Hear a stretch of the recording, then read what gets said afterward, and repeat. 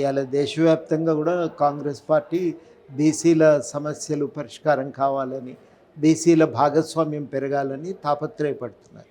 ఒక మంచి ఆలోచన పార్లమెంట్లో రాహుల్ గాంధీ గారు రాష్ట్రపతి ఉపన్యాసాన మీద చేసిన ప్రసంగంలో కానీ, బడ్జెట్ మీద చేసిన ప్రసంగంలో కానీ, మనం అంతా ఒక పేద అనగారిన వర్గాలు ఒక చక్రవ్యూహంలో పడిపోయినరు, వాళ్ళను తరఫున నిలబడి మాట్లాడవలసిన ప్రభుత్వం బడ్జెట్లో ఆ వర్గాలను మీద దిగ్బంధనాన్ని పెంచింది అని అన్నారు. చాలా గొప్ప మాట అది. వారు బయటికి రావటమే మా కర్తవ్యం, అందులో భాగంగానే మేము ఈ కుల జనగణన అడుగుతున్నాం. జనగణన చేసి వారి అభ్యున్నతికి కృషి చేయాలి అని. అట్లా కృషి చేయగలిగినప్పుడే దేశం నిజంగా ఒక ప్రజాస్వామిక దేశం కాగలుగుతుంది అని వారు ఒక ప్రతిపాదన పెట్టారు. మంచి స్ఫూర్తిదాయకమైన ప్రతిపాదన అది. ఓకే, మనం ఎంత సామాజిక సమానత్వం పెంచగలిగితే దేశంలో ప్రజాస్వామ్యం అంత బలపడుతుంది. ఆ ఆలోచనలను ఆచరణలో పెట్టడమే ఇవాళ ప్రజాస్వామ్య పరిరక్షణకు మనం చేయవలసినటువంటి పని. అందుకని మేము ఈ విషయం మీద బాధ్యతగా అది ఆచరణలో తేవటానికి మన వంతు ప్రయత్నం కూడా చేద్దామని నిర్ణయించుకున్నాం. సో ఇప్పుడు 42% అంటే 23గా ఉన్న పర్సంటేజ్ని 42 చేయాలన్నది, అంతే కదా? అంతే, మీరు చేసిన తీర్మానం ఇది. ఎన్నికలకు ముందు కూడా 2000 మొన్న జరిగిన 23 ఎన్నికలకు ముందు కూడా చాలాసార్లు మేము కూడా మాట్లాడినాం, వారు మాట్లాడినారు. కాబట్టి మా మీద కూడా కొంత బాధ్యత ఉంటుంది, అది అమల్లోకి వచ్చే విధంగా ప్రయత్నం జరగాలని.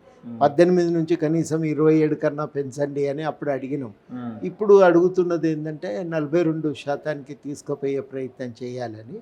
తప్పకుండా ఆ ప్రయత్నం కొంత గట్టిగానే. ఇప్పుడు రకరకాల సమస్యలు ఉన్నాయని చెప్తున్నారు. నేను కూడా గవర్నమెంట్లో ఉన్న వాళ్ళతో మాట్లాడితే, మంత్రులు కానీ మిగతా వాళ్ళు చెప్తున్నది ఏంటి, ముఖ్యమంత్రి ఇంక్లూడింగ్. సో వాళ్ళు ఏమంటున్నారంటే 42% చేయడానికి ఇబ్బందులు ఉన్నాయి. ఆఫ్ ది రికార్డ్ చెప్తున్నాను నేను. ఎందుకు ఇబ్బందులు ఉన్నాయంటే 50% సీలింగ్ పెట్టింది సుప్రీంకోర్టు, దాటడానికి అవకాశం లేదు. ఎస్సీ ఎస్టీల జనాభా ప్రకారంగా వాళ్ళకి రిజర్వేషన్లు అమలు చేయాలి, ఇక మిగిలింది 23% తప్ప ఇంక అంతకు మించిన అవకాశం లేదు అన్న ఒక వాదన తెర మీదకి తీసుకొస్తున్నారు. మరి ఆలస్యంగా కొంత లేట్ అయినా పర్లేదు, ఎలక్షన్స్ ఫస్ట్ అయితే కులగణన కంప్లీట్ చేయండి అంటే లేదు కేంద్ర ప్రభుత్వం నుంచి పథకాలు మనకి రావు, ఒకవేళ ఎలక్షన్ లేట్ అయితేనే ఇంకొక వాదన తీసుకొస్తున్నారు. సో ఇవన్నింటిని మీరు ఎట్లా విశ్లేషించారు? మాట్లాడతాం కదా, మాట్లాడుతూ ఉంటే పరిష్కారం దొరుకుతుంది. తప్పకుండా ప్రయత్నం కొంత సీరియస్గా జరగవలసిన అవసరం. ఒక సామాజిక మార్పు, సామాజిక న్యాయం కర్తవ్యంగా పనిచేయాలనుకున్నప్పుడు ఈ పనులు కొంత సీరియస్గా తీసుకోవాల్సి ఉంటుంది. ఒక ప్రయత్నం కూడా సీరియస్గానే జరగాలి. మా వైపు నుంచి మా ప్రయత్న లోపం ఉండకూడదు అనేది మేము అనుకుంటున్నాం. అంటే కులగణన చేయాలని మీరు కులగణన కూడా మేము అనుకూలంగానే ఉన్నాం. తీర్మానం చేసినాం, మేము పార్టీలో తీర్మానం చేసినాం, కులగణన జరగాలి, ఇది చెయ్యాలి అని.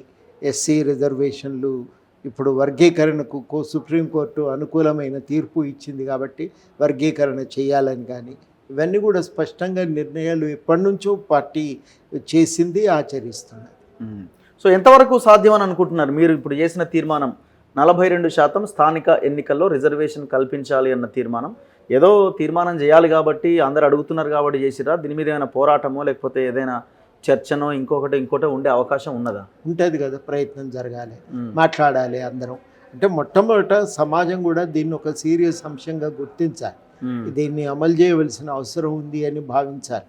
ఆ సమాజంలో మనం గుర్తు చేయటం ఒక మొదటి మెట్టు అయితే, ఆ సమాజం గుర్తించినప్పుడు ప్రభుత్వం కూడా ఇంకా కొంత సీరియస్గా తన దృష్టిని సారించి అమలు తీసుకురావటానికి ప్రయత్నం చేస్తుంది.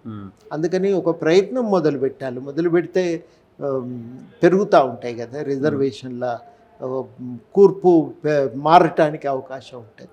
నమ్మకం ఉందా మీకు? ఎందుకంటే ఇప్పుడు మంత్రి పదవుల్లో కానీ, కార్పొరేషన్ పదవుల్లో కానీ, లేకపోతే ఆల్ డిపార్ట్మెంట్స్లో కానీ ఎక్కడ కూడా మీరు అంటున్న ఈ సామాజిక న్యాయం అనేది ఉన్నట్టయితే నాకు కనబడట్లేదు. అది ఆనవాయితీగా వస్తున్నది, ఇప్పుడు కూడా కంటిన్యూ అవుతున్నది. సో అక్కడ ఇవ్వలేని వాళ్ళు ఈ దాంట్లో 42% రిజర్వేషన్ కల్పిస్తారన్న నమ్మకం మీకు ఏమైనా కలుగుతున్నదా? ఆశ లేకుంటే ఎందుకు మొదలు పెడతామండి? ఎవరమైనా ఒక ఆశతో మొదలు పెడతాం, ఒక లక్ష్యంతోనే మొదలు పెడతాం. ఉమ్మడిగా అనుకున్న విషయమే వారు అంగీకరించారు, మేము కూడా గుర్తించినాం, రాహుల్ గాంధీ గారు మాట్లాడుతున్నారు. కాబట్టి వాతావరణం మనం అనుకున్న లక్ష్య సాధనకు అనుకూలంగా ఉందని చెప్పి నేను అనుకుంటున్నా. దానికోసం ప్రయత్నం కూడా జరుగుతుంది. అని రాహుల్ గాంధీ ఒకటి చెప్తున్నారు, ఇక్కడ ఒక రకంగా ఉందన్న ఒక చర్చ నడుస్తున్నది. ఎందుకుంటే దాన్ని మీరు accept చేస్తారా? వైరుధ్యము ఎక్కువ. ఏ పార్టీలో అయినా వైరుధ్యం అధినాయకత్వానికి కార్యకర్తలకు మధ్య ఉండదు కదా. అధినాయకత్వం చెప్పే సిద్ధాంతమే పార్టీ పాటిస్తుంది. ఆచరణలో ఉండే ఇబ్బందులను సరి చేసుకుంటూ దాని ఆచరణలో లక్ష్యం వైపు పోవటానికే ప్రయత్నం చేస్తుంది. పార్టీ కూడా అదే ఆలోచనతో ఉండాలి. ఏమన్నా ఆచరణలో ఉండే వైరుధ్యాలు ఉంటే ఎట్లా పరిష్కరించుకోవాలి, ఎట్లా ముందుకు వెళ్ళాలి అనే దానిపైన మా వంతు సూచనలు కూడా మేము అందిస్తాం కదా. మా బాధ్యతగా మేము మా ప్రయత్నం మేము చేస్తాం. సో నెక్స్ట్ మీ ఏంటి దీని మీద మీ కార్యాచరణ ఏంటి, మీ పార్టీ కార్యాచరణ? ముందైతే ఒక ఏంది దాని ఆవశ్యకత ఏంది, ఎట్లా సాధ్యమవుతుంది అనేది ఆలోచించి అటు తర్వాత ఇంకా కొంత పెద్దలను కూడా కలిసి వాళ్ళ అభిప్రాయాలు కూడా తీసుకొని మెల్లమెల్లగా దీన్ని కొంత ఆచరణ వైపు నెట్టడానికి మనం లీగల్గా ఉన్న సమస్యలు ఏంటి, దాన్ని అధిగమించడానికి ఏం చేయాలి అనేది కూడా తెలుసుకొని దాన్ని ప్రభుత్వం ముందు పెట్టే ప్రయత్నం చేస్తాం. నెక్స్ట్ జరిగే పని అది, తక్షణం ఇమీడియట్గా జరిగే పని అది. తర్వాత ఆ సూచనలన్నింటినీ కూడా ప్రభుత్వం దృష్టికి తీసుకువెళ్తాం, ఆచరణలోకి తేవటానికి ఇంకా ప్రయత్నం చేస్తాం.